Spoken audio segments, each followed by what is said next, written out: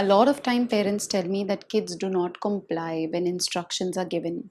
It could be a very simple task of maybe just joining dots, making puzzles. It could be like any small little thing that is being given to a child and the child is not willing, and there's a tantrum, there's a meltdown, there's a whatever that you want to call it, there's resistance, and there's stubbornness, there's assertiveness. The child is not willing to comply or to participate in the task that you want the child to do. And then it becomes really difficult, about what do we do in such a situation. So what do we do when the child is not complying? I feel very important thing to do first is, if I've given my child an instruction of, say, maybe join the dots. Okay, I'm just giving you an example. And the child is not willing to do that. Then when the child doesn't comply, the first reaction of the child instills, or it triggers me as a person, as a parent. How dare he say a no to me? And that is one. Sometimes, not always, but most common thing is, he's not doing. When will he learn to study? When will he learn to sit on his own? Will he ever become independent? What will happen to him in the future? What's going to happen? That's one trail of thoughts that we enter into. Then we get into a victim mode. Oh my God, only my child does it like this. Every other child listens. Every other child complies. I don't know what's going to happen. Why only me? Is it happening only to me?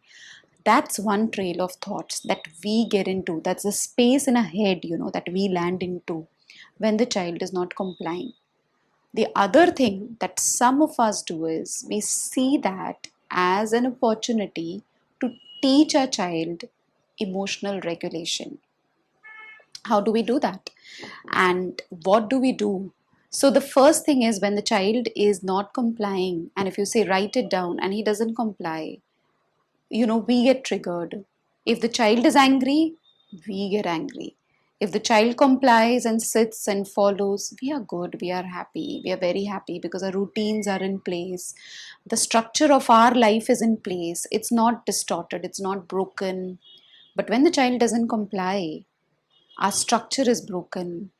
Like all the activities that we had planned are just pushed, and then there's no time left because the child has to sleep at a particular time. So that's what happens when the child is not complying.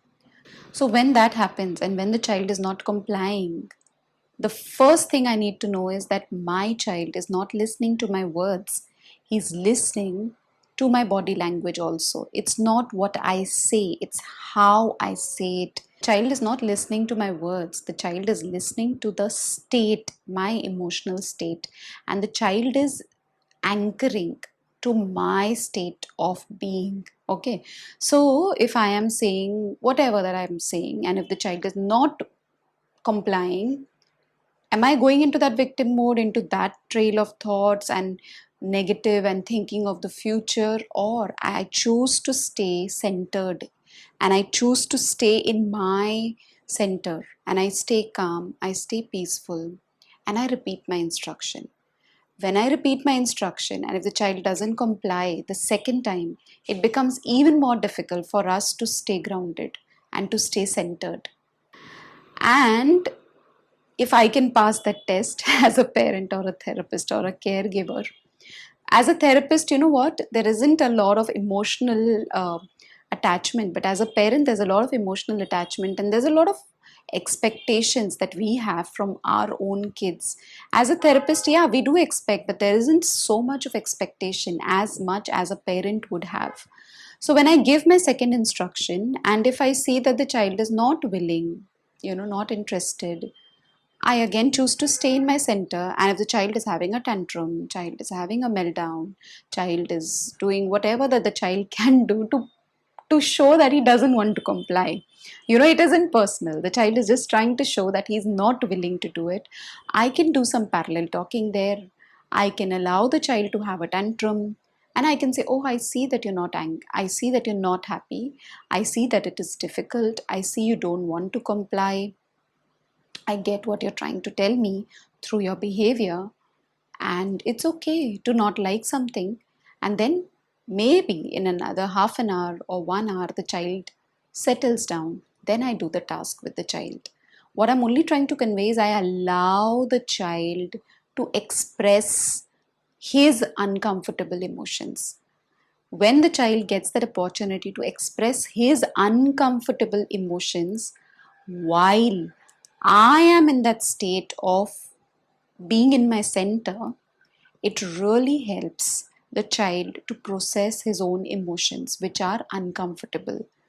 And when I allow my child to express his uncomfortable emotions and not try to block it all the time, my child is also developing better interoceptive awareness, which is very important for all of us. We don't want to teach our children to suppress your feeling, to like not express it. Yeah, we want them to express it by words instead of behavior, which they will learn as we provide opportunities. And that opportunity, for that we have to be a good co-regulating partner. The child's tantrum doesn't have to influence us, but our state of calmness and being peaceful has to influence the child. And in that space, when the child is able to express his uncomfortable situations, and that is acknowledged, it is validated, and then you start the task, the child feels so much better. So I don't know if this helps you.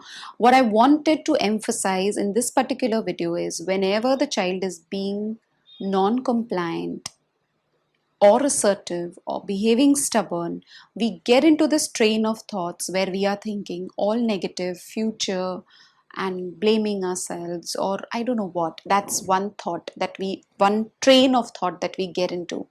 And the other train of thought that we can get into is get back into your center and see that, oh, it's a bad day for my child. He doesn't want to do it. It's okay. I give space, I hold space, okay, by staying centered myself, and I give space for those uncomfortable emotions so that my child feels it's okay to express them, not by behavior. And over a period of time, the child will learn to voice it out. He'll learn it. Every time that I give that space, my child feels it's okay to voice out. It's okay to express what you're feeling.